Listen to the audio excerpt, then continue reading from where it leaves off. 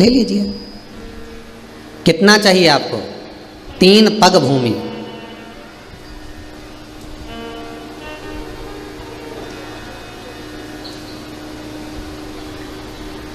तीन पग भूमि में सब कुछ हो जाएगा। हाँ।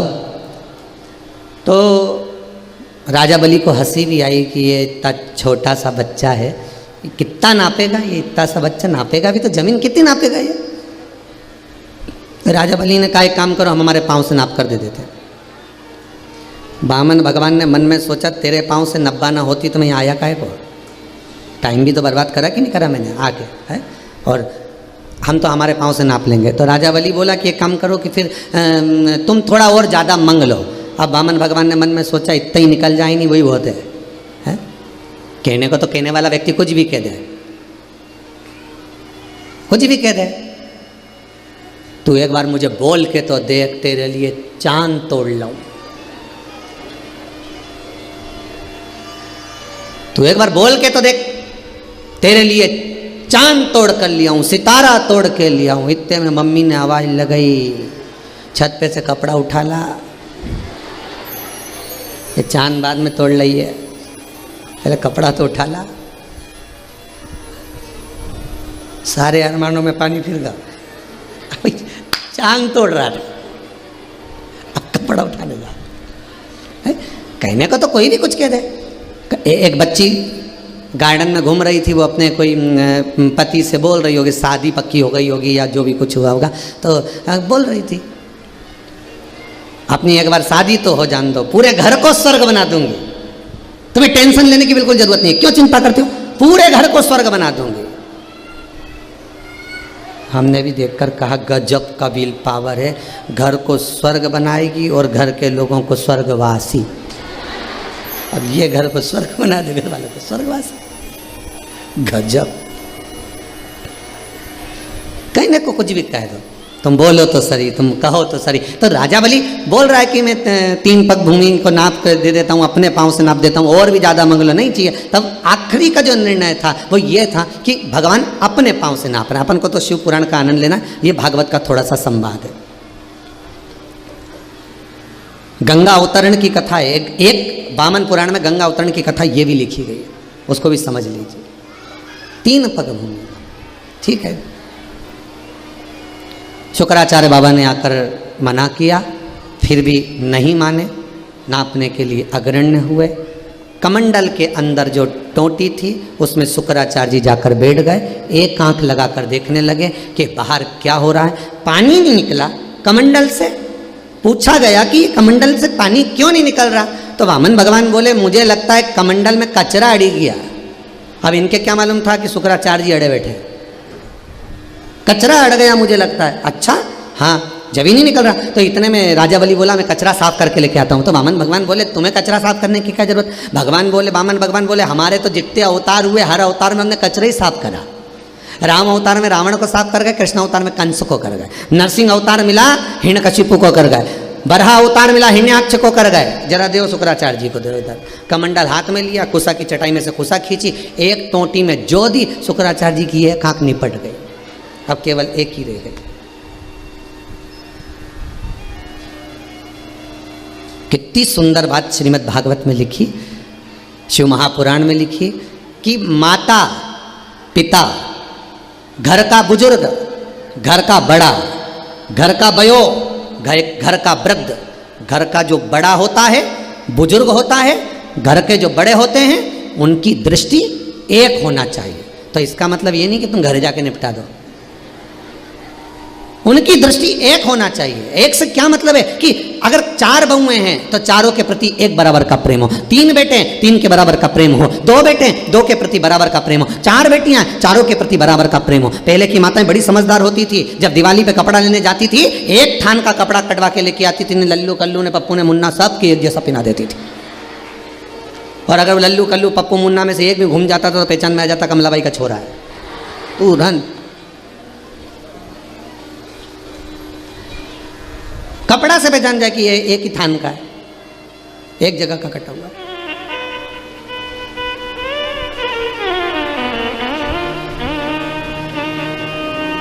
शुक्राचार्य जी की क्यों करी गई? क्योंकि दान करने वाले को रोक रहे थे। शिव महापुराण की कथा कहती है कि जिस समय दान करने का मन में भाव प्रकट हो जाए, जिस समय दान करने का एक लक्ष्य प्रकट हो जाए, जिस समय तुम्हारी चित्तवृत्ति में एक बात आ जाए कि मुझे ये दान करना है, इन हाथों से देरी मत करना, दान कर देना। दान मन में आने के बाद अगर रख लिया जाता है तो व्यापार, व्यवसाय या उन्नति को रोकना प्रारंभ कर देता है। जो हमने मन में संकल्प लिया कि मैं ये दान करूंगी, 500 रुपये करूं, 2 रुपये करूं, 50 रुपये करूं, किसी को ये दूंगी वो दूंगी, तो वो पहले दो, क्योंकि वो दान तुम्हारे मन से निकल गया। और वो दान अगर तुम्हारे घर में पड़ा हुआ है 5,000, 10,000, 20,000, 21,000, 1 रुपया, 4 रुपया, 2 रुपया, वो जब तक घर में पड़ा हुआ है तब तक तुम्हारी वृद्धि नहीं करने देगा, तुम्हारी उन्नति को रोकेगा। जिस दिन तुम्हारे मन में दान का भाव हो गया कि अब ये मैंने दान कर दिया है, चाहे कुछ भी हो जाए, इसको मुझे दान करना, भले तुमने अलग निकाल के रख दिया, भले तुमने कपड़े में बांध के रख दिया, भले तुमने गुल्लक में रख दिया कि मैं जाऊंगी जब दूंगी, मैं ये करूंगी जब पहुंचूंगी जब दूंगी, भले निकाल के रखा, पर रखा तो घर में ही है ना। दान अगर एक बार मन से दे दिया जाता है, दान एक बार अगर चित्तवृत्ति से दे दिया जाता है, फिर उसको रखा नहीं जाता, उसको पहुंचाने का प्रयास करना पड़ता है। मैं दे दूं, कैसे भी पहुंच जाए, बस 50 काम छोड़ दो, फिर देखिए आना ही है, फिर पहुंचाना ही है। घर में कोई अड़चन आ रही है, सब दूर पूछ लिया, पंडित जी से भी पूछा, ना जाने क्या हो रहा है, हमारे तरक्की रुकी पड़ी, तो पंडित जी नहीं बोलेंगे कि तूने, पंडित जी बोलेगा तो ये सोचेगी कि बताओ कैसा है, ये तो अपनी अपनी सोच है। पंडित जी ने बोलेगा कि तुमने कहीं का दान रख रखा है क्या, या तुमने दान का संकल्प लिया था क्या, या कोई देने की बात करी थी क्या, या मन में तुम्हारे विचार आया था क्या, तो वो तुम्हारा रखा है, इसलिए ये तरक्की, ये उन्नति, ये वृद्धि रुक रही। दान पहले करो।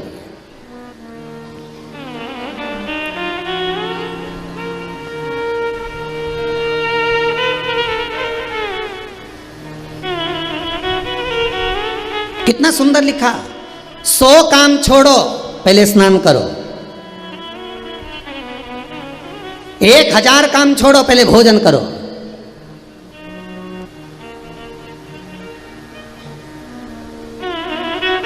और 1 करोड़ काम छोड़ो, पहले दान करो, और 10 करोड़ काम छोड़ो, पहले भगवान का भजन करो। ये मौका नहीं है, छोड़ते चलो। 50 काम छोड़ना है, पहले भगवान का भजन इन श्वासों से, इन धड़कनों से, इन हृदय से, इन चित्त से, इस वृत्ति से हो।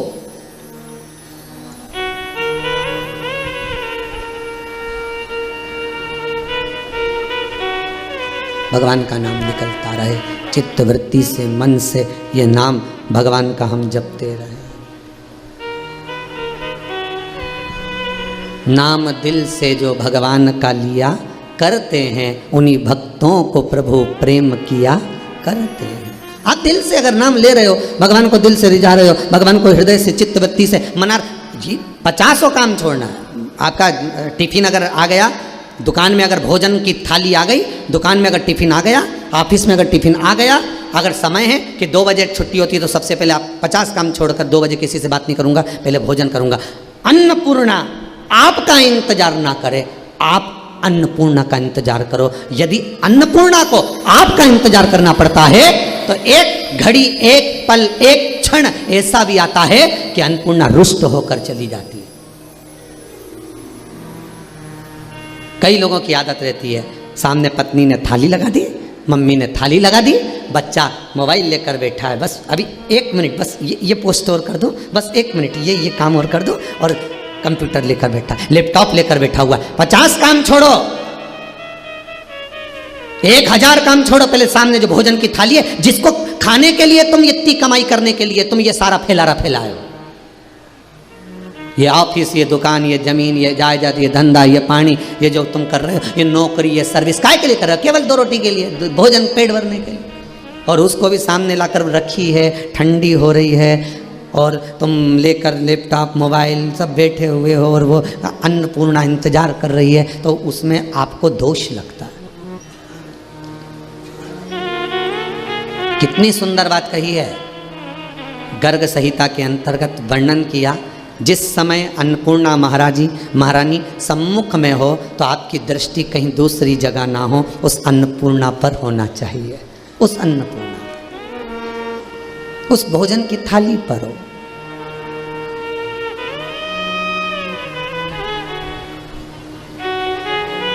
कई लोगों की आदत है इधर अखबार खोल के बैठ गए, भोजन करते करते अखबार भी पढ़ रहे हैं, भोजन करते करते मोबाइल भी चला रहे हैं, भोजन करते करते टीवी देख रहे हैं।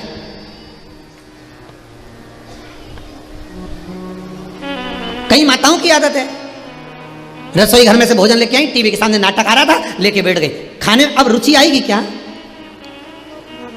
अरे 2 रोटी के लिए तरस रहे हैं दुनिया के लोग, और वो 2 रोटी तुम्हारी थाली में पड़ी है, और उस अन्नपूर्णा का तुम अपमान कर कर उस टीवी पर ध्यान देकर उसका सम्मान कर रहे हो।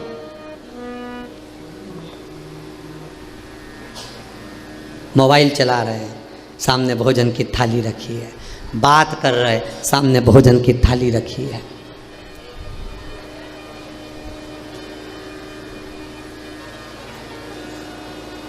कुबेरेश्वर धाम में अभी तो खेल लॉकडाउन चल रहा है,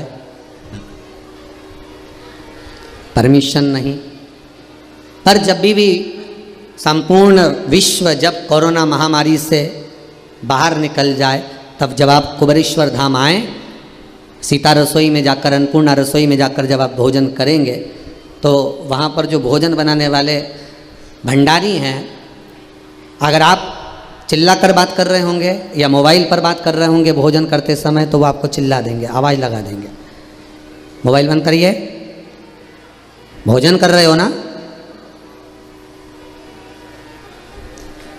इस कुबेरेश्वर धाम में जो 21-21 हजार रुपये आपने जमा करे हैं, आप आजीवन भोजन भंडारे के सदस्य बने हो। जब ये मंदिर का निर्माण पूर्ण हो जाएगा कुबेरेश्वर धाम का, भोजन भंडारा तो चालू हो चुका है, पर जब मंदिर का निर्माण हो जाएगा, जिन जिन ने 21 हजार रुपये जमा करे हैं आजीवन भोजन भंडारे के, उनका नाम वो शिलालेख पर एक बड़े से पत्थर पर सबके नाम अंकित हो जाएंगे। तुम्हारे बच्चे कभी आएंगे, अपना नाम पढ़कर गौरवान्वित महसूस करेंगे कि ये तारीख को हमारे पूर्वजों ने भोजन की व्यवस्था कर कर गए हैं। ये अन्नपूर्णा का भोजन। तो यह नियम है, आप जब भोजन करेंगे, वहां मोबाइल चला रहे होंगे तो मना कर दिया जाता है, भोजन बनाने वाला भंडारी मना कर देगा, या फिर अंदर जो हरडिया जी रहते हैं वो मना कर देते हैं, नहीं साहब अंदर ना तो मोबाइल चलेगा ना आपकी बात चलेगी, आप तो सीधे भोजन करो, रस तत्व ग्रहण करो, मां अन्नपूर्णा का नाम लो, कुबेर भंडारी का नाम लो, क्योंकि उसके घर का अन्न का भाग जब हम ग्रहण करते हैं, उसके दरबार का जब हम प्रसाद ग्रहण करते हैं, तो मेरा कुबेरेश्वर महादेव किसी ना किसी रूप में हमारा भी कल्याण कर ही देता है। ये उसकी कृपा है, ये उसकी दया। तो मना कर देते हैं, आप मोबाइल अंदर नहीं चलाओगे, आपको जो बात करना है बाहर जाकर करिए, या फिर भोजन की थाली रख दीजिए।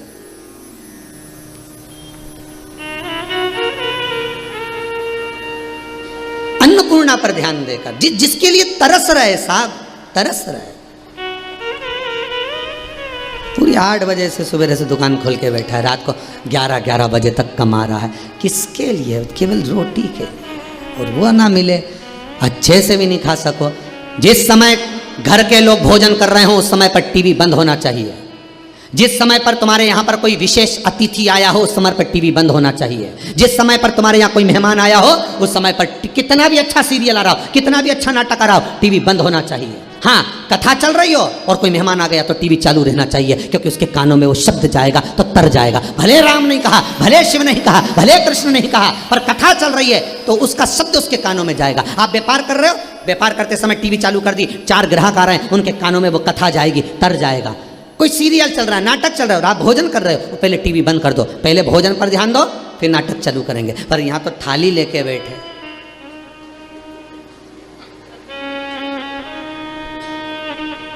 कुमकुम भा साज भी कभी चित्त नहीं। अन्नपूर्णा भी सोच रही है मैं किसके हाथ में पड़ी हूं। और सरल भाषा में समझ लो, पति के साथ पत्नी घूमने जाए, बहुत सरल भाषा में समझिएगा, पति के साथ पत्नी घूमने जा रही है, एक मित्र के साथ मित्र घूमने जा रहा है, एक सहेली के साथ सहेली घूमने जा रही है,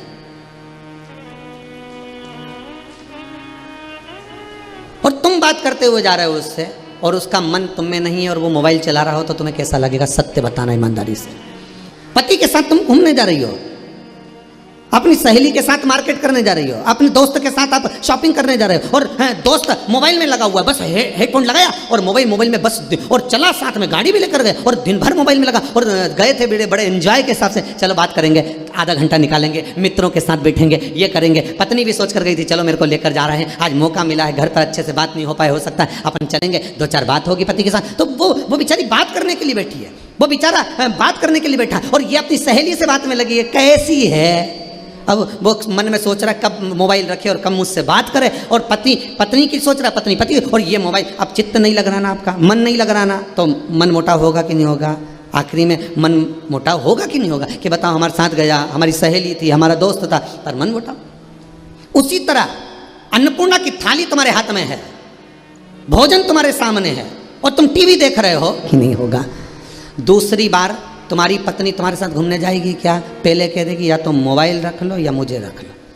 सहेली बोलेगी कि नहीं बोलेगी? सहेली बोलेगी कि नहीं बोलेगी कि मेरे साथ चल रही है तो देख मोबाइल घर पे छोड़कर चल, या लेके चल रही है तो देख बात मत करना। दोस्त भी कह देगा, दिन भर तो कानों में ये लगा के रखता है और मोबाइल चलाता रहता है, कम से कम दोस्तों से मिलने आए तो थोड़ी देर तो अच्छे से मिल, इसके बाद चालू कर ले। तो थोड़ी देर के लिए, अन्नपूर्णा के लिए, भोजन के लिए, उस अन्न माता के लिए अपनी ये टीवी, अपना ये हैंडसेट, अपना ये मोबाइल, अपना ये लैपटॉप, अपना ये कंप्यूटर छोड़कर 15 मिनट, ज़्यादा से ज़्यादा 20 मिनट में भोजन हो जाता है। उस अन्नपूर्णा को समय दो। तो वो अन्नपूर्णा जब शरीर में जाती है तो रोग उत्पन्न नहीं करती। और रोग कौन सी अन्नपूर्णा उत्पन्न करती है वो भी समझ लीजिए, तुम उसको समय नहीं दे रहे। रोग कौन उत्पन्न कर रहा है? घर पे आके झगड़ा कौन करेगी? तुमने जिसको लेकर गए तो समय नहीं दिया, झगड़ा वो करेगी। उसी तरह टीवी देख देख कर भोजन करो, डायबिटीज होगी। टीवी देख देख कर भोजन करिए, बीपी शुगर सब होगा। यहां तक शास्त्र कहता है कि टीवी देखकर भोजन करने वालों की हेल्थ बढ़ती चली जाती है। बोलते कि नहीं बोलते? बच्चा अगर टीवी देख रहा है और भोजन कर रहा है तो उसकी हेल्थ बढ़ती चली जाएगी, रोग बढ़ते चले जाएगा। मोबाइल देखकर भोजन कर रहे हो, रोग बढ़ता चले जाएगा, क्योंकि ध्यान नहीं रहता और वो वसा के रूप में काम करती है। और अगर हमने सब दूर से त्याग कर रस तत्व को ग्रहण करा है, भोजन का रस ग्रहण करा है, तो वो अन्नपूर्णा, जिसका अन्न उदर में जा रहा है, वो हजारों औषधियों के बराबर हो जाता है, औषधि के रूप में हो जाता है। पर हम त्याग रहे हैं, हम त्याग रहे हैं। भगवान वामन का चरित्र कर रहा है, नहीं चाहिए हमको तो 3 पग भूमि चाहिए। 3 पग भूमि नाप लीजिए, दान करने का मौका मिले दान करिए। शुक्राचार्य जी ने दान को रोका था, इसलिए कांख से लेके दान, पुण्य, कीर्तन, सत्संग जो करना है समय पर करो, कल पर मत टालो।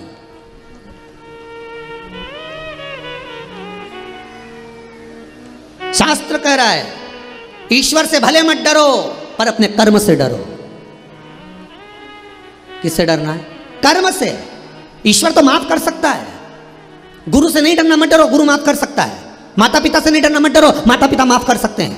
घर के बुजुर्ग से नहीं डरना, मत डरो, घर के बुजुर्ग माफ कर सकते हैं। परमात्मा से नहीं डरना, मत डरो, परमात्मा माफ कर सकता है। पर कर्म मनुष्य का कभी माफ नहीं करता, वो तो भुगताता है, भोगना तो पड़ता है, चाहे रोके भोगो चाहे हंसकर भोगो। गुरु माफ कर देगा, ईश्वर माफ कर देगा, शंकर माफ कर देगा, पर कर्म कभी माफ नहीं करेगा, कर्म तो भुगताएगा। जैसी करनी करोगे वैसा भोगना पड़ेगा। सियोर वाला महाराज तो यहाँ टीवी के सामने आस्था चैनल पर बोल देगा कि भैया भोजन टीवी बंद कर देना चाहिए, भोजन करते समय नाटक बंद कर देना चाहिए, भोजन, हाँ अगर भजन आ रहे हो, हाँ अगर कथा चल रही हो और उस समय पर आप भोजन कर रहे हो, बिल्कुल पहले का नियम था। पहले जब पति भोजन करता था, बेटा जब भोजन करता था, माँ पल्लू झेलती थी, बोलो सही है कि गलत है, पंखा झेलती थी, और झेलकर फिर माँ प्रेम से भोजन कराती थी। कोई भजन गा लेती थी, पत्नी कोई गुनगुना लेती थी, कोई जब गुरुजन भोजन करते, आज भी नियम है, ब्राह्मण सदगुरु जब भोजन करने बैठते हैं तो जो शिष्य होते हैं वो मंत्रों की ध्वनि करते हैं, स्मरण करते हैं, भजन गाते हैं, नाम जाप करते हैं।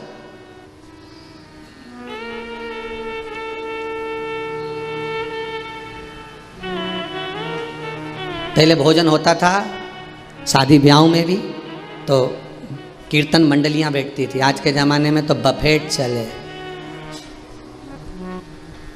और गाना चले, थारी अखियां का जो जादू।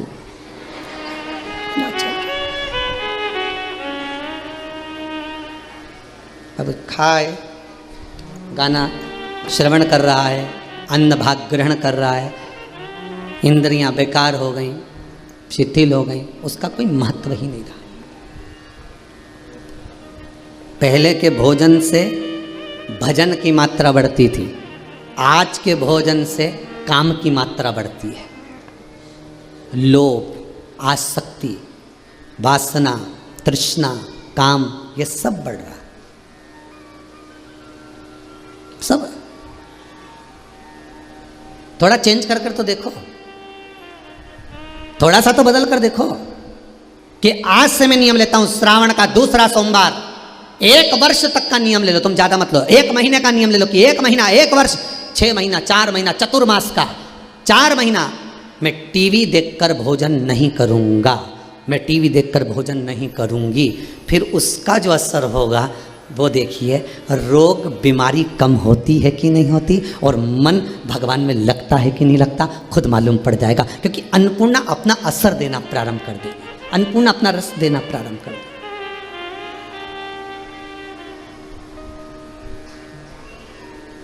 जाओ भोजन करना, करो। अन्नपूर्णा अपना भाग स्वयं दे रही है, अपना रस तत्व अन्नपूर्णा स्वतः प्रदान कर रही है।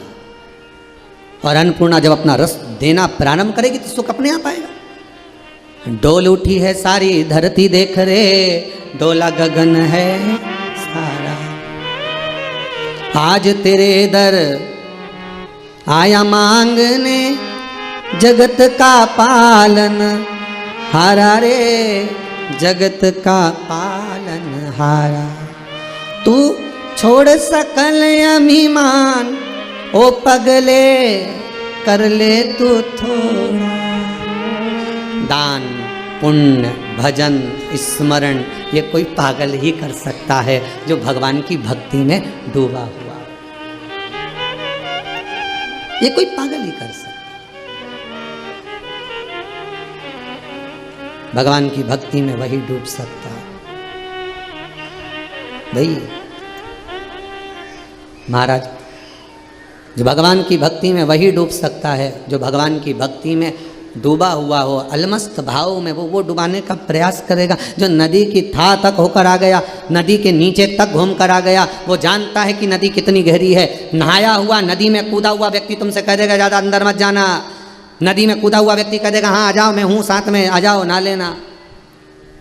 नहाया हुआ व्यक्ति ही नहवाएगा, आ जाओ कूदो, पानी ज़्यादा गहरा नहीं है। उसी तरह भगवान की भक्ति में डूबा हुआ व्यक्ति तुम्हें डुबाने का प्रयास करेगा कि भगवान की भक्ति में कैसे डूबना, शिव के पूजन में कैसे डूबना, शंकर के अनुमोदन में कैसे डूबना,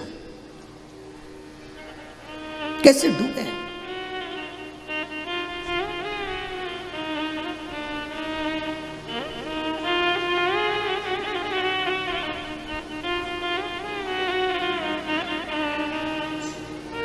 और जब चित्त वृत्ति रम जाएगी, फिर शुद्धता चली जाएगी।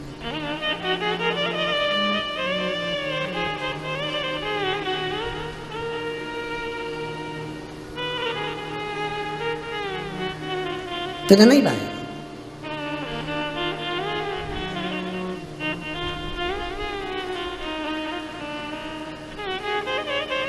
ओ काशी वाले तेरे बिना ना रोटी, सुन भोले भाले तेरे बिना ना रोटी भावे। ओ काशी वाले तेरे बिना ना रोटी भावे। ओ काशी वाले तेरे बिना ना रोटी भावे। तेरे बिना ना रोटी भावे, तेरे वाले तेरे बिना ना रोटी भावे। ओ काशी वाले तेरे बिना ना रोटी भावे। मन में आ जाए दान करने का भाव हो, दान कर लो। भजन करने का भाव हो, भजन कर लो। स्मरण करने का भाव हो, स्मरण कर लो। 3 पग भूमि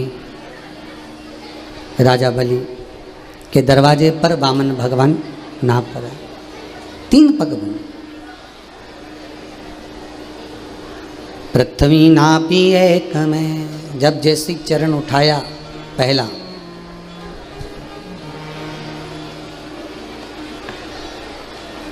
दूसरा चरण उठाया, आकाश में गया।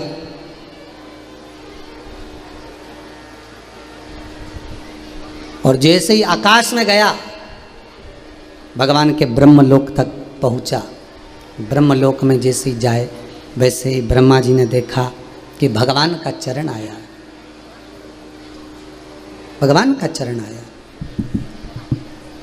ब्रह्मा जी देखे भगवान का चरण आया, और ब्रह्मदेवों ने जैसे ही चरणारविंद को देखा तो देखकर ब्रह्मा जी के कमंडल में जब 33 कोटि देवता जल के रूप में हो गए थे, तो वो जल का भाग, जितने भी देवता जल हो गए थे, वो जल को ब्रह्मा जी के कमंडल में रख दिया था। गंगा का जो नामकरण संस्कार है कि गंगा नाम कैसे पड़ा, ये वामन पुराण के अंतर्गत स्पष्ट कहा गया कि ब्रह्मा जी के कमंडल को गंगाल कहते हैं। ब्रह्माणी ब्रह्मा,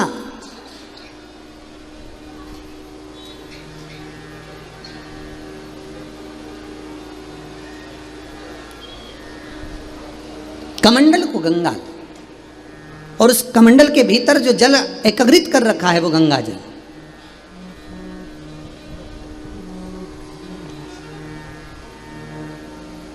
वो गंगा जल। महाराज जब स्पीकर नहीं चल रहे हैं बाहर वाले, गंगाल भगवान का चरण दिखा, और भगवान का चरणारविंद जैसे ही नजर आया, ब्रह्मदेव ने उसी समय कमंडल से जल लेकर भगवान के चरणारविंद को पखारा। अब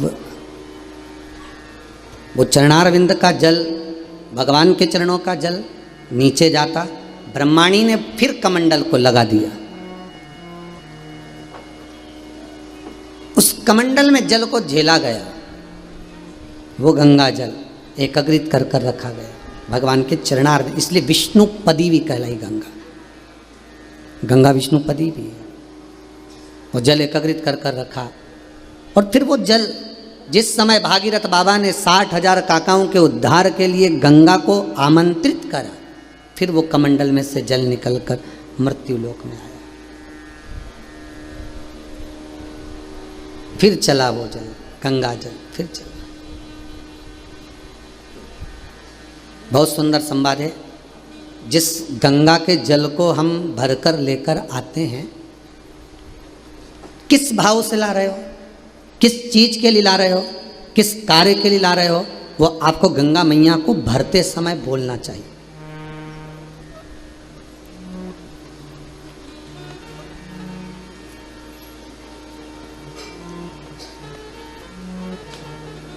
वो गंगा मैया को आपको भरते समय बोलना है। बस हम तो नहाने गए थे साहब, भर के लिए आए, तो लेके तो आए हो, पर बोलना तो पड़ेगा ना। अगर आप लोग कुबेरेश्वर धाम आते हो, कभी आओ जाओ, तो आपके मन में ये भाव कि हम किस लिए आए। किसी का मन होता है कि हम कथा सुने, किसी का मन होता है कि हम दर्शन करें, किसी का मन होता है कि हमारी कोई मनोकामना है, हम उसके लिए आए। तो कुछ कामना से तो आप लेकर जा रहे। तो गंगा जी को जब झारी जी भरी जाती है, गंगा के जल को जब झारी जी में बॉटल में आदिकादिक स्थान पर आप जो भरकर लेकर आते हो, उसमें आपका पहला भाव होना चाहिए कि गंगा को निमंत्रण देते समय आपको बोलना पड़ेगा। जैसे गंगा मैया पूछ रही हैं, भागीरथ तुम मुझे क्यों लेकर जाना चाहते हो, किस लिए पुकार रहे हो, तो भागीरथ जी कहते मेरे 60,000 काकाओं का उद्धार करना है। 60,000 काकाओं का उद्धार करना है, इसलिए गंगा मैया मैं आपको लेकर जा रहा हूँ। तो 60,000 काका कहाँ हैं, तो कहा कपिल मुनि के आश्रम है। अब आप गंगा तो लेकर आए हो, पर गंगा जी से आपने ये नहीं कहा कि हमारे यहाँ क्यों चलना है। आपको एक बार तो बोलना था कि गंगा मैया आप हमारे साथ घर चलिए। गंगा जी ने पूछा कहाँ तक जाना है, तो भागीरथ जी ने कहा कपिल मुनि के, जम के बोली आश्रम तक जाना है।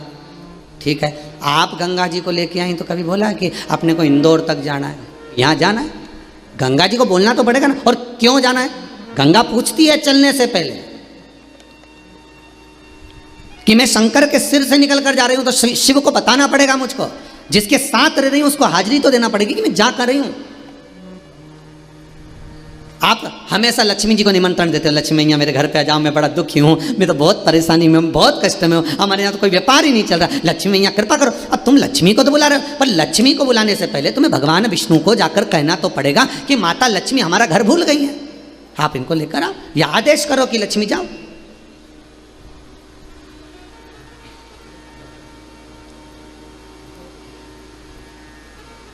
एड्रेस तो बताना पड़ेगा। अब गंगा जी को भर तो लिया तुमने बॉटल के अंदर, गंगा जी को छिपरा जी का भी जल लाओ, नर्मदा का जल लाओ, गंगा का जल लाओ, यमुना का जल लाओ, मंदाकिनी का लाओ, सरयू का लाओ, गोदावरी का लाओ, तुम्हारी मर्जी पड़े कहीं से भी जल भर कर लाओ। पहले उससे निवेदन करो कि क्यों लेकर जा रहे हो और कहाँ लेकर जा रहे हो।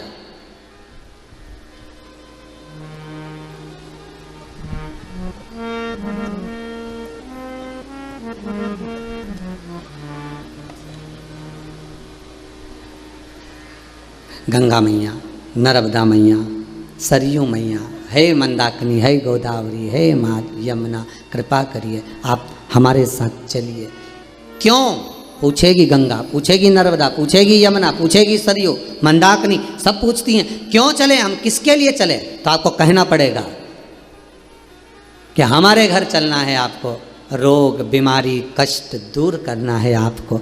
माँ चलकर आप हमारे घर में जब प्रवेश करें, माँ उस घर में जितने पितर जितने पूर्वज इस घर की दहली से गए हों, इस दरवाजे को छोड़कर गए हों, भले पितृलोक में देवलोक में विराजमान हों, पर माँ आपको कृपा करना है, आपको कल्याण करना है।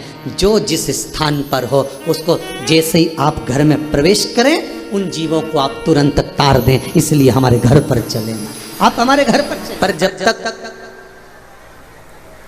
मेरे देवाधिदेव महादेव की कृपा नहीं होती तब तक आप कथा में बैठ तो जाओगे, पहुँच तो जाओगे, पर कथा आपके हृदय चित्त में समा नहीं पाएगी। जब तक उसकी कृपा नहीं होगी तब तक आप कुछ ग्रहण नहीं कर सकते।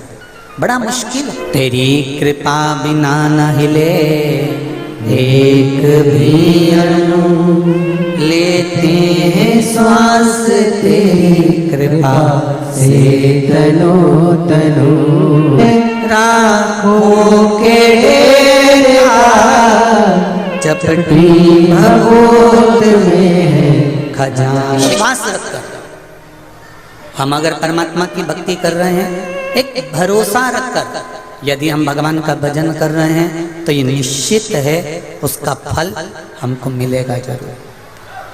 वो फल छूटने वाला नहीं है, वो प्राप्त जरूर होगा।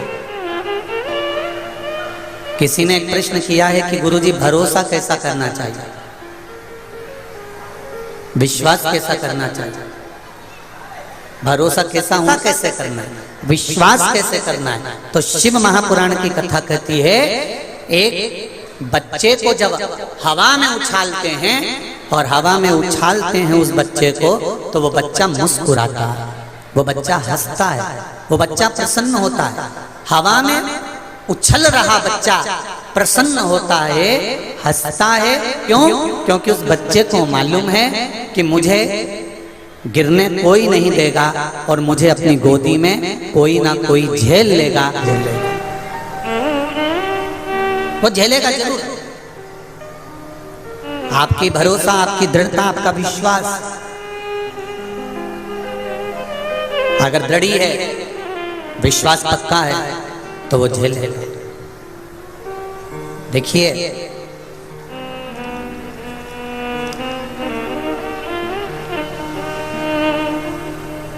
एक अच्छे युग के निर्माण में 4 लोगों की भूमिका ज्यादा होती है। सत्य सनातन धर्म की ओर हम बढ़ रहे हैं। एक अच्छे युग का यदि हम निर्माण कर रहे हैं, और आपको पहले भी कथा में कहा कलयुग नहीं चल रहा है। कौन सा युग चल रहा है? शिव युग। कौन सा युग चल रहा है? नजदीक के शिव मंदिर में जितना जाओगे, प्रणाम करोगे, गुणगान करोगे, भजन करोगे, मेरा देव अधिदेव महादेव कहेगा किसी के पास जाने की जरूरत नहीं। अगर तू मेरे मंदिर में आ रहा है तो तेरी सारी समस्या मेरी है और मैं उसको समाप्त कर दूंगा। एक अच्छे युग के निर्माण में 4 लोगों की हाजिरी, 4 लोगों की प्रबलता बहुत जरूरी है, उपस्थिति जरूरी है। पहले नंबर पर है माता, दूसरे नंबर पर है पिता, तीसरे नंबर पर है गुरु और चौथे नंबर पर है नगर का राजा। ये 4 पात्र ऐसे हैं, ये 4 पात्र ऐसे हैं जो हमारे युग का निर्माण करने वाले हैं और संपूर्ण विश्व का एक आनंद देने वाले हैं। पहले नंबर पर कौन है? जम के बोलो जरा, माता। जम के बोलो जरा, माता। पहले नंबर पर अच्छे युग के निर्माण में माता की उपस्थिति जरूरी है। पहले राम जी का जन्म हुआ, क्या आज के जमाने में राम जी का जन्म हो सकता है? हम कहते हैं बिल्कुल हो सकता है। उसमें दिक्कत क्या है? बस राम जी को पाने के लिए तुम्हें कौशल्या और तुम्हारे पिता को दशरथ बनना पड़ेगा, तो राम जैसी औलाद तुम्हारे घर में जन्म ले सकते। क्या आज के समय में भगवान कृष्ण का जन्म हो सकता है? क्या भगवान कृष्ण प्रकट हो सकते हैं? क्यों नहीं? यशोदा आपको बनना है, नंद बाबा आपको बनना है, देवकी आपको बनना है, वसुदेव आपको बनना है, भगवान कृष्ण प्रकट हो जाए। रामकृष्ण परमहंस को जन्म देने वाली भी एक माँ थी, स्वामी विवेकानंद जी को जन्म देने वाली भी एक माँ थी, संत तुकाराम जी को जन्म देने वाली भी एक माँ थी, नामदेव सरदार वल्लभ पटेल को जन्म देने वाली भी एक माँ थी। वाला होगा, माँ ये विचार कर ले कि मेरे गर्भ में जो बच्चा है वो ये माँ का संकल्प है।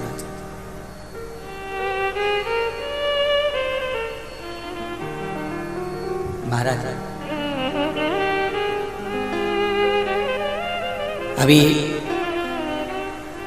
25 तारीख को यहाँ कथा समापन हो जाएगी, 26 तारीख को मंदसौर में 2 बजे चालू हो जाएगी, नवरात्रि प्रारंभ हो जाएगी।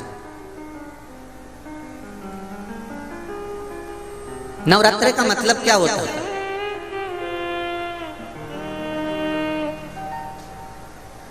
केवल 9 दिन तक देवी की आराधना कर लो, नंगे पैर ले लो,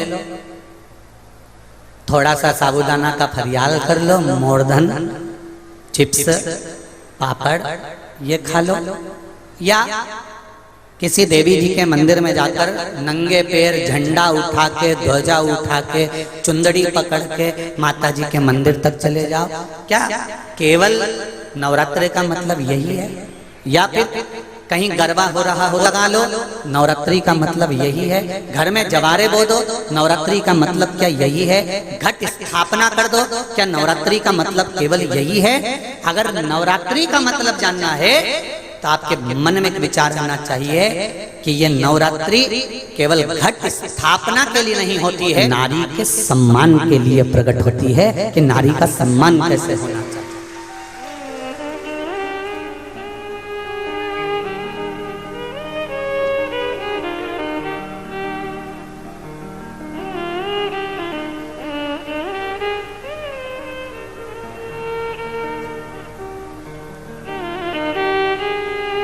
एक नारी का आदर क्या होता है?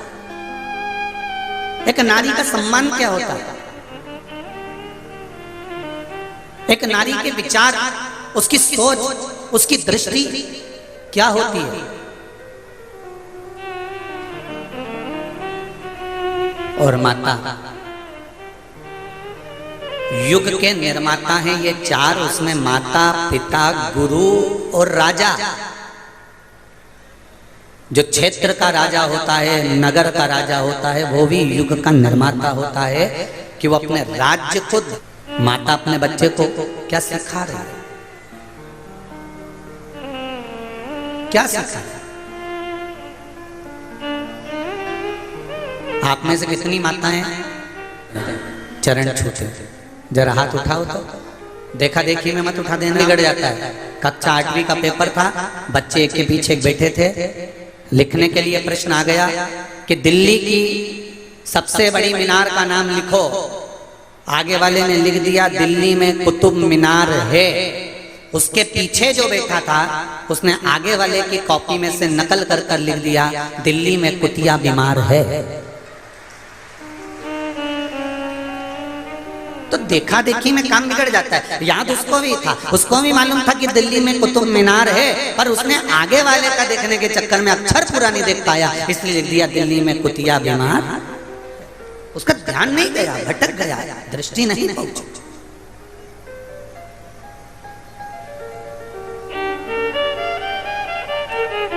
हजारों लाखों की संख्या में कोई कह रहा था गुरुजी इतना पानी गिर रहा है, आज तो पब्लिक जितने भी भक्त आएंगे ना थोड़े से कम आएंगे, रात भर से पानी गिर रहा है तो कम हो जाएंगे, पर यहाँ तो और दूसरे दूसरे तंबू में भरे बैठे हैं, वो टेंट मेंट गजब है। धन्य है अशोक नगर के निवासी, आपको धन्यवाद बहुत बहुत। इतनी माताओं ने हाथ उठाया, सबने, किसी ने हाथ उठाया कि मेरे बेटा मुझे प्रणाम करता है, नमन करता है, दंडवत करता है, प्रणाम करता है। जितनी माताएं बैठी हैं इन सबसे निवेदन है, बांस जब तक गीला है इस बांस को नवा लो। बांस अगर सूख गया तो उसको नवाओगे तो वो टूट जाएगा। बच्चा जब तक छोटा है उसको झुकना सिखा दो, अगर झुकना सीख गया तो वो आगे बढ़ जाएगा। ये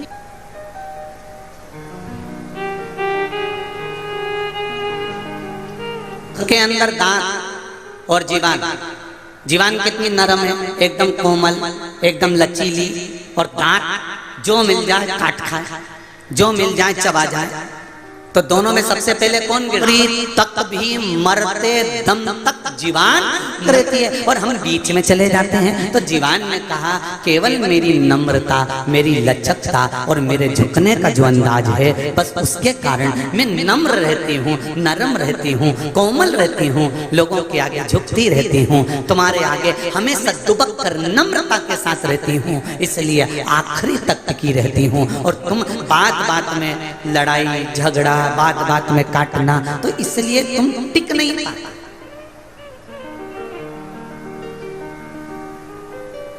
बहुत कठिन है, बहुत कठिन। एक प्रसंग पहले भी सुनाया, आज फिर सुना रहा। एक नदी ने समुद्र से जाकर कहा समुद्र मांग तुझे क्या चाहिए। समुद्र ने कहा नदी मुझे कुछ नहीं चाहिए। नदी ने कहा समुद्र तो मुझे जानता नहीं है, मैं बहुत बड़ी नदी हूं, बहुत विशाल, तुझे जो लगता हो वो मुझसे मांग ले। नदी कहती है मुझसे मांग समुद्र। समुद्र कहता है मुझे कुछ नहीं चाहिए, सब मुझ में है। समुद्र में माणिक, मोती, औषधि, रतन, हीरा, पन्ना, सब सब समुद्र के अंदर।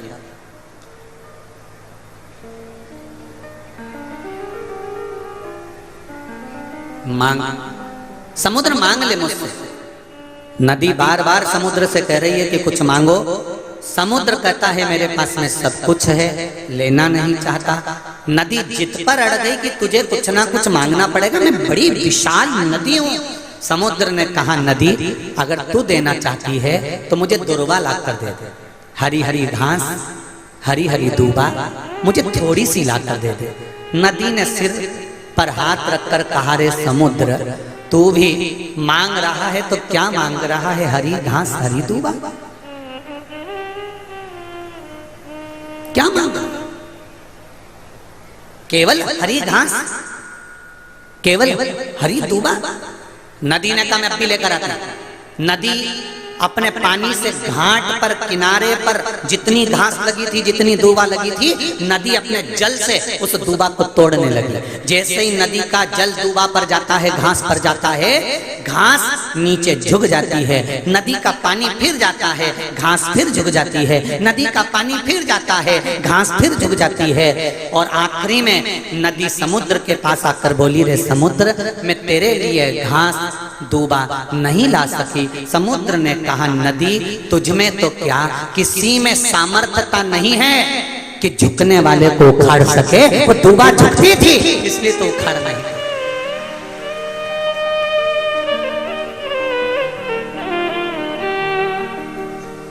वो दुर्बा झुक रही है तेरे आगे, इसलिए तो उखाड़ नहीं पा रही।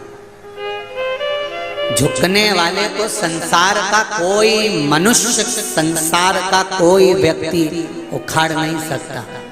लंकाधिपति रावण और विभीषण दोनों को देख लीजिए। विभीषण झुकना जानता था और रावण अकड़ना जानता था। बहुत तेज हवा चलती है, बहुत तेज हवा चलती है, तो बड़े बड़े जो वृक्ष ठूट जैसे खड़े रहते हैं, वो सारे वृक्ष, सारे पेड़ टूट कर नीचे गिर जाते हैं, और जो नरम होते हैं वो हवा में भी लड़कर खड़े रहते हैं। क्योंकि झुकने में जो सुख है, नम्रता में जो सुख है, वो सुख अकड़ने में नहीं मिल सकता, वो नहीं मिलेगा, वो प्राप्त नहीं हो सकता। हम आज 5वां दिन हो गया यहाँ पर, और एक दिन पहले आया तो 6ठा दिन हो गया। यादव परिवार में माननीय सांसद जी के यहाँ पर हम रुके हुए हैं। हमने 6 दिन में, वैसे तो हम आदरणीय आप सांसद जी से भी पूछना, जैसा हमारा पहले का नियम है वैसा ही नियम है कि हम हमारे कक्ष से, हमारे कमरे से हम बाहर नहीं निकलते, ज़्यादा किसी से मिलते नहीं। केवल कुछ मीडिया पत्रकार बंधु आए, उनसे मिलना हुआ, क्योंकि पत्रकार, मीडिया ये भी हमारे नूतन युग के निर्माता बनकर आगे बढ़ते हैं, इसलिए इन पत्रकारों के साथ भी मिलना जरूरी होता है। मीडिया और पत्रकार ये भी युग के निर्माता। हमने देखा 5 दिन में कि पूरा यादव परिवार, चाहे वो महेंद्र भैया हों, चाहे वो श्री कृष्ण पाल सिंह जी हों, सांसद महोदय, दोनों भैया लोगों की धर्मपत्नियां हों, बच्चे हों, हमने देखा बड़े भाव से।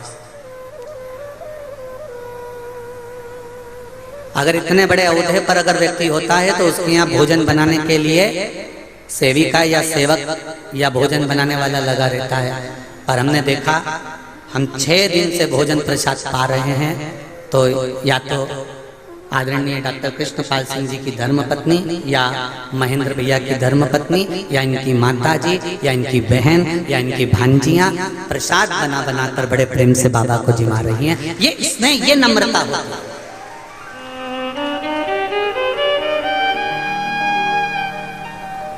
और एक व्यक्ति में इतनी अकड़ आ जाती है, हम कौन, लल्लन जी। और एक नम्रता सीखने को मिलती है अशोकनगर की इस धरा से।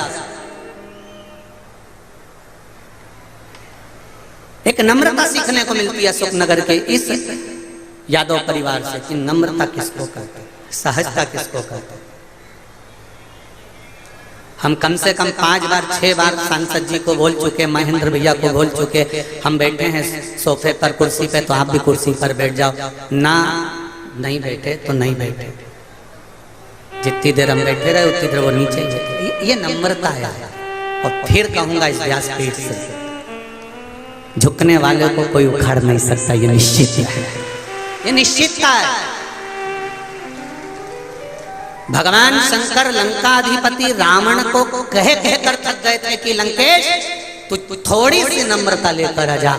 लंकाधिपति लंकेश नम्रता नहीं ला सका, हमेशा अभिमान के शब्द शिव जी के सामने भी कह देता था। भगवान विष्णु ने, स्वयं ब्रह्मा जी ने, इंद्रदेव ने तुरंत भगवान शंकर से कहा कि ये तुम्हारा शिष्य है, ये तुम्हारा शिष्य है, इसको समझाओ, इसको समझाने का प्रयास करो। रावण को समझाओ। शंकर भगवान बोलते हैं मैं समझाने की मना नहीं है, मैं समझाने को तैयार हूँ, पर मैं रावण को जब जब बुलाता हूँ समझाने के लिए, रावण मुझे समझा के चला जाता है। जब जब चेला गुरु को ज्ञान देने लगे तो समझ लो कि अब चेले का विनाश का समय। श्री विश्वनाथ ओगड़धानी त्रिकालदर्शी कैलाशी भगवान शिव, जिनकी पुनित पावन शिव महापुराण की कथा जो जीवन का सर्वाधिक सुख प्रदान करने वाली है, आनंद देने वाली, भगवत स्मरण का रस तत्व ग्रहण करवाने वाली है, ऐसी पुण्यमय आनंदमय भूत भावन भूतेश्वर भगवान शिव, जिनकी पुनित पावन कथा को अपन सब आस्था चैनल के माध्यम से ऑनलाइन शिव महापुराण की कथा को श्रवण कर रहे हैं। बाबा भूत भावन भूतेश्वर भगवान शिव, जो नित्य नूतन आनंद देने वाले हैं और जीवन का कल्याण करने वाले हैं। श्रावण के महीने की ये प्रथम शिव महापुराण की कथा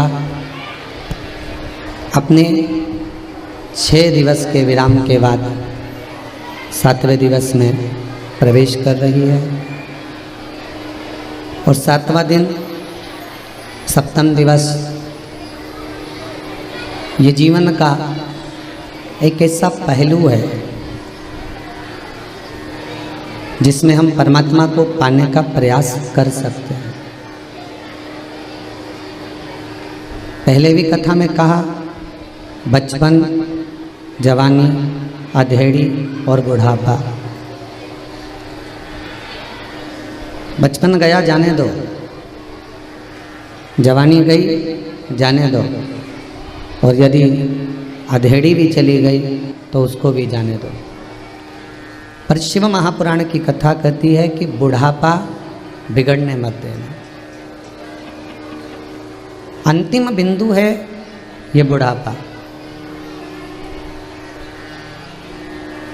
आखिरी बिंदु है ये बुढ़ापा, ये वृद्धावस्था।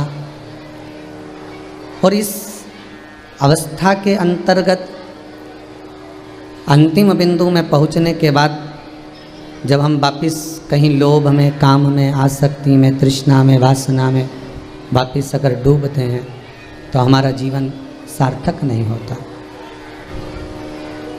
बचपन खेल में खोया, जवानी नींद भर सोया, बुढ़ापा देख कर रोया, सिराने मौत हंसती है।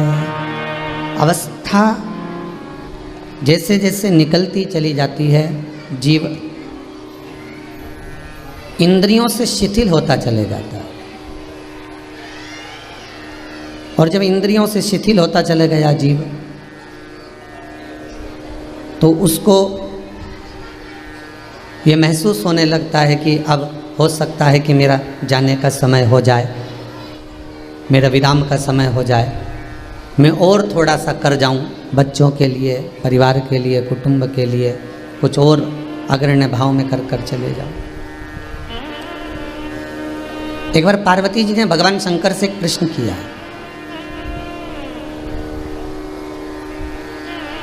भगवान शिव से पार्वती जी एक प्रश्न करती हैं, थोड़ा डीले कम करो। पार्वती मैया भगवान शंकर से एक प्रश्न करती हैं कि प्रभु आप ये बताओ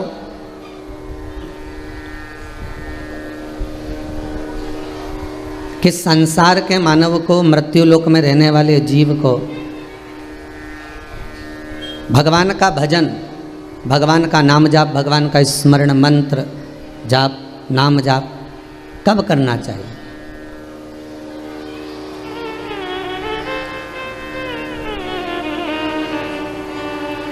भगवान का मंत्र जाप, भगवान का नाम जाप कब करें? ये पार्वती मैया भगवान शिव से पूछ रहे हैं। और भगवान शंकर माता पार्वती जी से कहते हैं, पार्वती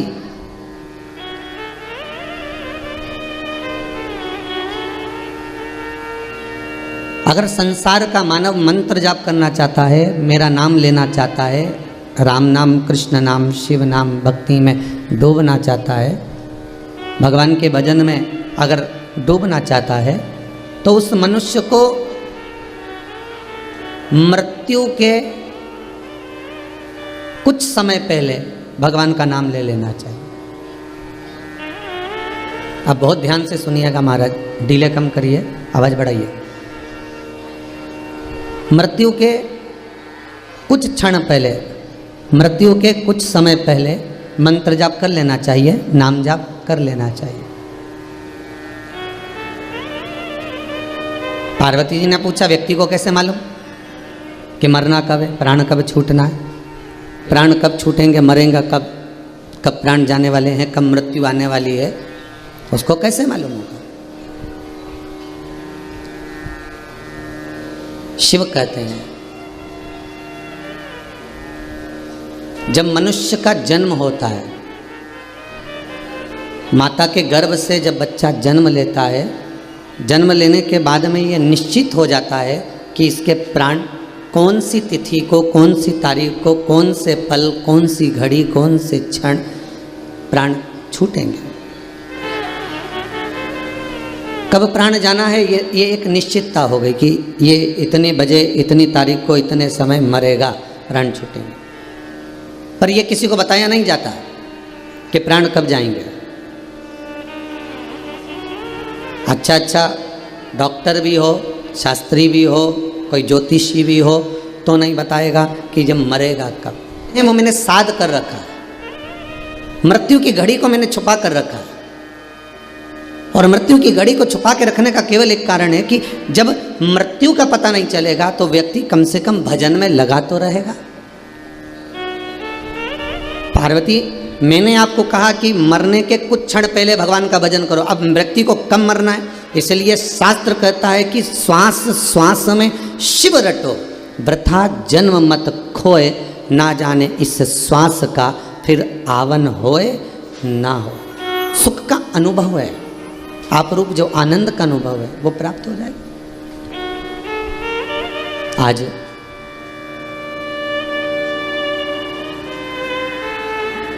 कुछ तो प्राप्त हुआ होगा।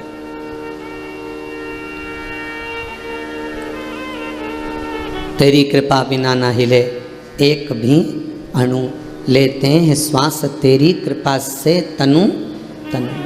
हे गंगाधार मुक्ति द्वार ओमकार तो, आयो शरण तिहारी भोले तार तार तो। आज श्रावण का द्वितीय सोमवार है।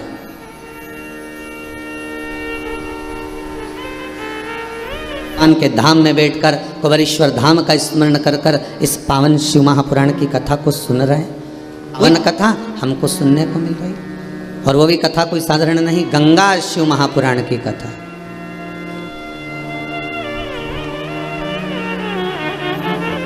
अभी तक गंगा केवल गौमुख से चलकर गंगा सागर तक थी, पर ये गंगा शिव महापुराण की कथा श्रवण कर कर गंगा हर घर घर में पहुंची। जिस समय पर भगवान नारायण छोटे से ब्राह्मण का रूप रखकर 84 अंगुष्ठ का शरीर धारण कर 84 अंगुष्ठ का शरीर,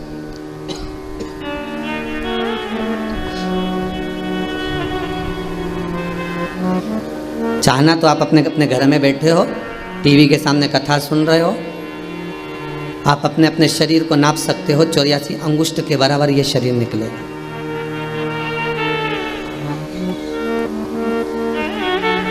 एक छोटा सा बच्चा जन्म लेता है, भले वो 4 महीने का हो, 6 महीने का हो, वो अपने अंगूठे से नापेगा तो उसका शरीर 84 अंगुष्ठ के बराबर निकलेगा। बच्चा बड़ा हो गया 10 साल का, वो अपने अंगुष्ठ से नापेगा तो 84 अंगुष्ठ के बराबर निकलेगा। और बड़ा हो गया, अवस्था 70 की भी हो गई तो अपनी अवस्था में नापेगा तो 84 अंगुष्ठ के बराबर उसका शरीर निकलेगा। स्वयं वामन भगवान 84 अंगुष्ठ का शरीर धारण कर कर, एक हाथ में छत्र लेकर, दूसरे हाथ में कमंडल लेकर राजा बलि की यज्ञशाला में भिक्षा मांगने गए। वामन पुराण करे।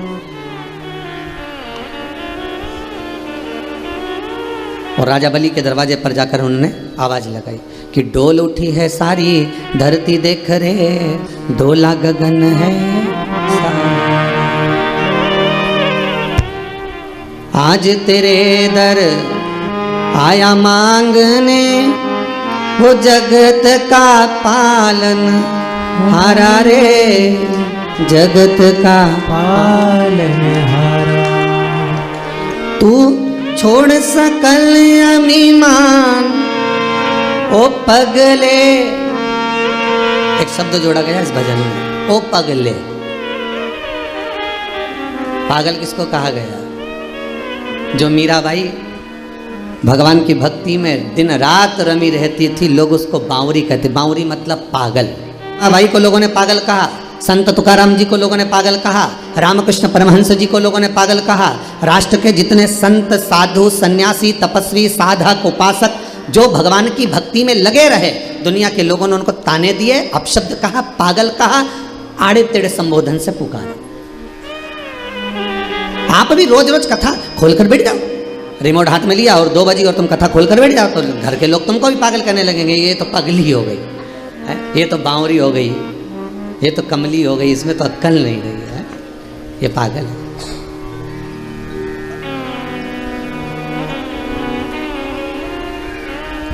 दो बजे कथा ये सुने, सवेरे से लेके फिर मोबाइल में लगा के बैठ जाए, रात होए पलंग पे पड़ी पड़ी भी कथा सुनती रहे, तो लोग नहीं पागल कहेंगे? और अच्छा वो सियोर वाला महाराज हुआ, वो भी पगला और भगत भी पगला। कि भगवान की भक्ति करने वाला पागल ही होता।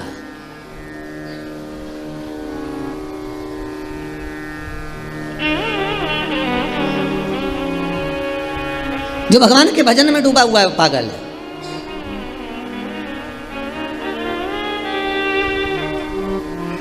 जो भगवान की भक्ति में डूबा हुआ है वो पागल है। और आज बाबन भगवान राजा बलि के सम्मुख में करें कि राजन, अरे ओ पगले, कर ले तू थोड़ा दान, ये मौका फिर नहीं मिलना।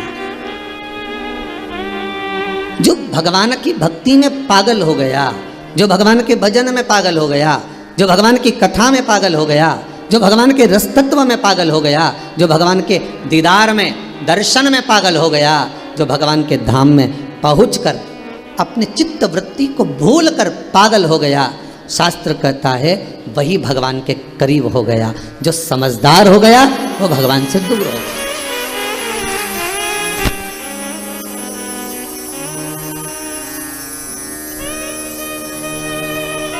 दो तरह की बहू होती है घर में, एक समझदार बहू, एक पगली बहू। ठीक है, तुम्हारे घर में भी होगी। जितने लोग कथा सुन रहे हो आस्था चैनल पर, जितने लोग कथा सुन रहे हो मोबाइल पर, जितने यूट्यूब फेसबुक पर श्रवण कर रहे हो, और जितने आनंद से अपने अपने घरों में बैठकर कथा का रसतत्व श्रवण कर रहे हैं, आपके घर में भी 2 तरह की बहू होगी, एक समझदार, एक पगली। अब तुम कैसे पहचानोगे कि समझदार है कि पगली? घर में कोई फंक्शन होन दो, शादी होन दो, कोई रिसेप्शन होन दो, घर में कोई पार्टी होन दो, घर में कोई कार्यक्रम होन दो, एक बहू ऐसी होगी जो पूरा घर संभालेगी। मम्मी जी आई कि नहीं, मामा जी ने खाना खाया कि नहीं खाया, काका जी आए कि नहीं आए, बुआ जी ने ये काम करा कि नहीं करा। एक बहू ऐसी होती है जो जिसको पूरे घर की चिंता लगी रहती है, समझदार। तो और एक ऐसी होती है कि वो आराम से उतर के 9 बजे तो जगदम्बा नीचे आई, बाद में बढ़िया डेंटिंग पेंटिंग कर कुरा के, और शादी का फंक्शन की तैयारी चल रही, और सब तो अपनी जगह पर, और ये बैठ गई लम जरम मांड और ऊंचाई, अब वो मांड जाए।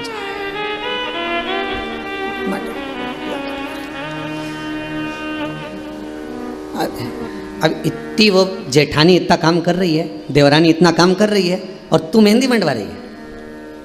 फिर इतने में किसी ने कहा, देखो तुम्हारी बहू में तो अक्ल ही नहीं, मेरी इस बहू में तो बिल्कुल अक्ल नहीं, रत्ती भर की भी। वो देखो बेचारी कितना काम कर रही है, कितनी देर से लगी है, सबको पूछ रही है, सबका सामान समेट रही है, सबका सामान उठा के रख रही है, बर्तन भांडा उठा के रख रही है, कपड़ा लत्ता उठा के रख रही है, और एक ये मेहंदी मंडवाने बैठ गई। और जैसे ही मेहंदी से उठी,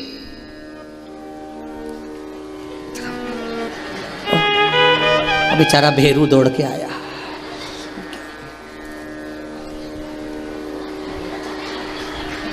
पगली, अब ये पागल, अब बेचारा रोटी की थाली वाली लगा के लाया, डुबा डुबा के खिला दिया। अब यही कर सकता, पहले से तो वो ही डूबा हुआ है, डुबा डुबा खिला दिया। अब में तो अकल नहीं थी, नमक धर लाता। अब खिला रहे। फिर किसी ने कहा देख लो तुम्हारी बहू सब काम में लगे और वो खाना खा रही है, अक्कल नहीं है, पगड़ी है। अब समझदार जो बहू थी उसने पूरा काम संभाला, कपड़े संभाले, जेवर संभाला, घर में ताला भी लगाया, चाबी भी लगाई, कमर में खोस के भी लाई, सब माता पूजन करने चले गए, सब मंडप करने चले गए, सब रिसेप्शन में चले गए और ये संभालती फिरी। और एक तैयार हो हुआ कि वो तो खूब एंजॉय करे। अब एक पागल है, एक समझदार है, तो तुम्हें क्या जायदाद का हिस्सा ज्यादा मिल जाएगा? जम के तो बोलो नहीं। सास की रकम ज्यादा मिलेगी? नहीं। और बल्कि जो बढ़ बढ़ कर काम करता है उसको कम ही मिलता है। ये शास्त्र रीति है। बेचारी बुआ जी के लाके बिठा दिया, मामी जी के लाके बिठा दिया, मामी जी सारे कपड़े आ रहे संभालते आना, और बुआ जी वहीं बैठी सारा कपड़ा संभालती जा रही, सारी रकम संभालती जा रही, सारा सामान संभालती जा रही, और सारी बहुएं डेंटिंग पेंटिंग करके सारी पार्टी का एंजॉय कर रहे, और डुकरिया बैठी। अब चाहती तो बुआ जी एंजॉय करने आई थी, शादी का आनंद लेने आई थी, वो जीजी पूरी शादी का आनंद लेने आई थी, पर कपड़ा लत्ता संभालने के चक्कर में, जेवर संभालने के चक्कर में, सामान संभालने के चक्कर में एक जगह बैठी। अब वो एक बहू को बुलाया, बेटा भूख लग रही, लिया, अब वो भी गई। अब मालूम पड़े बफेट में तो इतना सारा आइटम बना, ने वो तो 3-4 सामान ला के दे दी बुआ जी के, खाओ। बेटी के मिली उतनी उस बुआ के भी मिलेगी ना? अरे बोलो तो कि वो के ज़्यादा मिल जाएगी? नहीं, बस मिठाई का डब्बा ज़्यादा मिल सकता है, वो भी इसलिए क्योंकि सड़ जाएगी अगर रख लेंगे तो, और बुआ जी जा ही रही है। तो तुम समझदार क्यों बनो? शिव महापुराण की कथा कहती है मीरा बावरी हो गई, कर्मा बावरी हो गई, नामदेव, तुकाराम, रामकृष्ण परमहंस, चैतन्य महाप्रभु, भारत की भूमि के जितने साधु, सन्यासी, तपस्वी, साधक, उपासक, संत, महात्मा, ये सबको पागलों की गिनती में गिना गया। और शास्त्र के हम भी कहते हैं जितने साधु, सन्यासी, तपस्वी, साधक, उपासक, जितने कथाकार, जितने भगवान की भक्ति में डूबने वाले, जो भगवान की भक्ति में रम रहे हों, भगवान के स्मरण में रम रहे हों, वो सब की सब पागलों की गिनती में आते हैं। कथा बाँचने वाले भी पागल, कथा सुनने वाले भी पागल। समझदार तो वो है जो कथा हमें आती ही नहीं, वो समझदार दिन रात कमाने में लगे हैं, दिन रात जोड़ जोड़ के लाते जाएं, देते जाएं, लाते जाएं, देते जाएं। पर कभी मन में विचार करो, एक बार तो कम से कम अपने पति से जरूर पूछो, इतना भाग दौड़ करते हो, 8-8 बजे दुकान से जाते हो, रात को 11-11 बजे तक आते हो, किसके लिए कमा रहे हो? 2 रोटी सही से नहीं खा पाते हो, 2 रोटी सही से नहीं खा पा रहे हो, चैन की जिंदगी नहीं जी पा रहे हो, किसके लिए कमा रहे हो? किसके लिए करना है? पति कहेगा पत्नी के लिए, बच्चों के लिए, इनको आगे बढ़ाने के लिए, बस यही इनको बढ़ाना है, इनको आगे बढ़ाना है, इनको बढ़ाना है। सोच सोच के टेंशन ले लेके शुगर हो गई, भूखे रह के बीपी ऊंचा नीचा हो गया, नींद नहीं आ रही तो आंखें के नीचे कालापन आ गया, रात के घबराहट भी हो है। डॉक्टर साहब के पास गए तो के डॉक्टर साहब बड़ी बुरी हालत है, हो क्या रहा है? सब कुछ हो रहा है।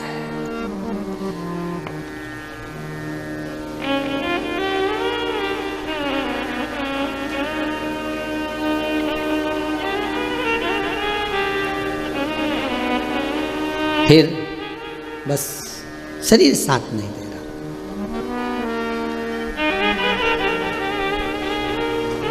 जब फुर्सत बात करन की न थी, जब कमाने में लगे थे तो 2 मिनट की फुर्सत नहीं थी बात करने की, न परिवार, न कुटुंब, न कबीला, न माता, न पिता, न भाई, न बंधु, न पत्नी, न बच्चे, किसी के पास बैठने का समय नहीं। जब फुर्सत बात करन की न थी, फिर बतियाने वाला कोई नहीं, वावारी दुनिया मतलब की दुनिया में किसी का कोई नहीं, कोई नहीं, वावारी दुनिया मतलब की दुनिया में किसी का कोई नहीं, वावारी दुनिया मतलब की आओ से भैया। दुनिया में किसी का कोई नहीं। दुनिया में किसी का कोई नहीं, दुनिया में किसी का कोई नहीं, दुनिया में किसी का कोई नहीं। दुनिया में किसी का कोई नहीं। हाँ, मतलब कि दुनिया में किसी का कोई नहीं। वाह दुनिया मतलब की दुनिया में किसी का कोई नहीं।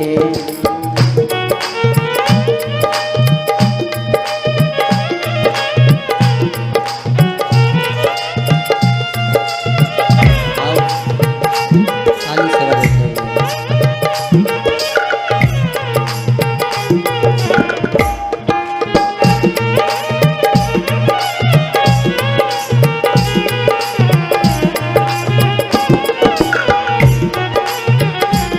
सुख के साथी हजारों थे।